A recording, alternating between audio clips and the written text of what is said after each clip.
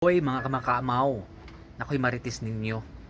Kabantay ba mo sa inyong mga leader, sa inyong purok, sa inyong mga purok chairman, mga tanod ninyo, mga unsalan ng mga muse, mga escort, mga leader, coordinator, di ba?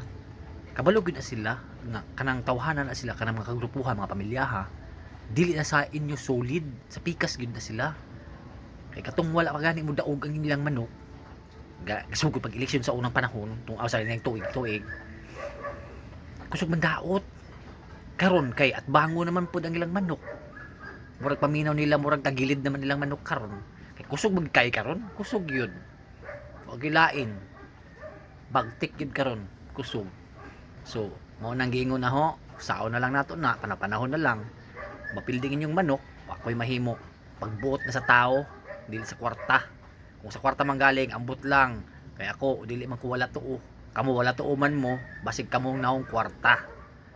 Mayon ta mamahin mo i-Gcash ha, kay apti ka ba kayo mo palista sa pikas nya, pikas dai mo nya, apti ka ba mo marites ng daot sa kanang partiduha nya, pag may mga hinabang ayuda apti ka ba kayo mo maguna, naargyon yung kupon kami wa na noon diyon sa pagkaunsaa ha.